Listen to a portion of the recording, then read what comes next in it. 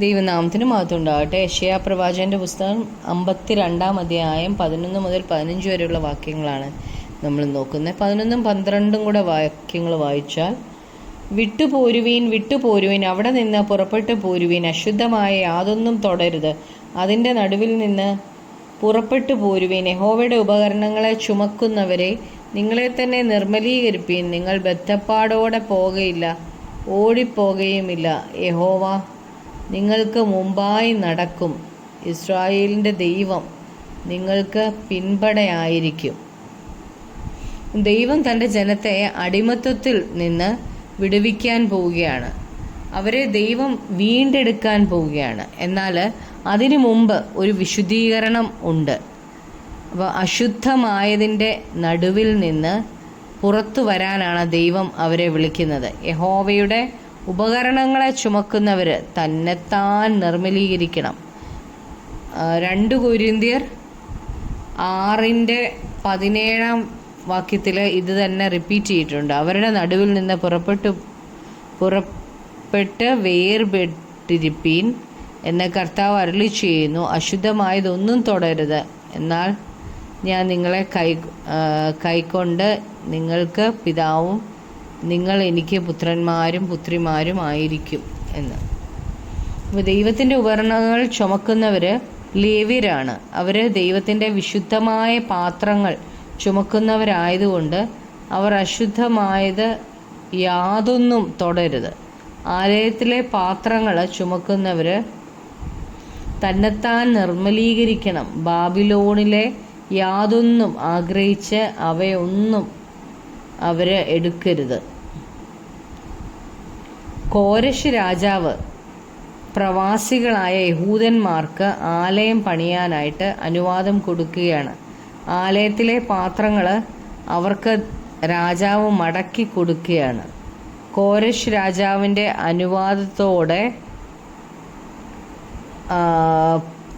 അനുവാദത്തോടുകൂടി പോകുന്നത് കൊണ്ട് അവർ ബദ്ധപ്പാടോടെയോ ഓടിപ്പോകുകയോ വേണ്ട.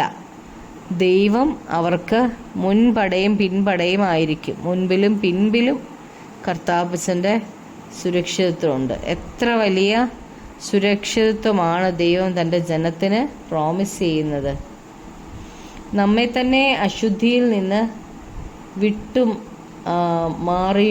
വേർവിട്ട് മാറിയിട്ട്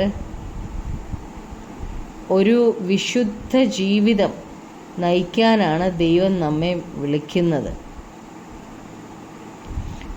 13-14 വാക്യങ്ങൾ വായിക്കുമ്പം, എൻ്റെ ദാസൻ കൃതാർത്ഥനാകും, അവൻ ഉയർന്നും പൊങ്ങി അത്യന്തം ഉന്നതൻ ആയിരിക്കും.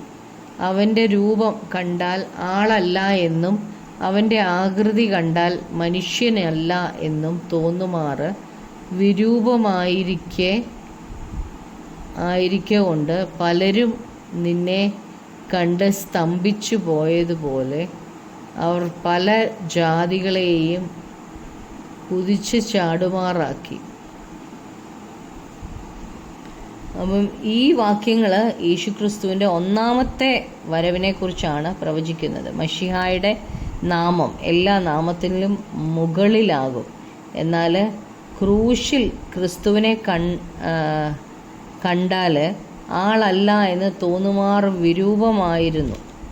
ലോകത്തിൻ്റെ മുഴുവൻ പാപത്തെ ചുമന്ന ദൈവത്തിൻ്റെ കുഞ്ഞാടിനെ കണ്ടിട്ട്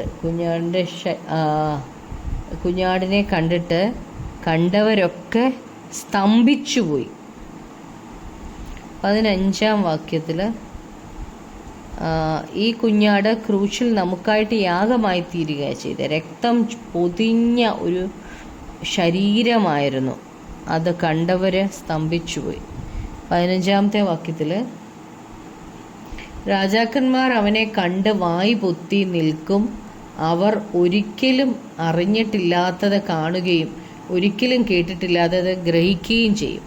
ഇവിടെ നമ്മൾ കാണുന്നത് 1000 ആണ്ട് വാഴ്ചയിലെ കാര്യമാണ്.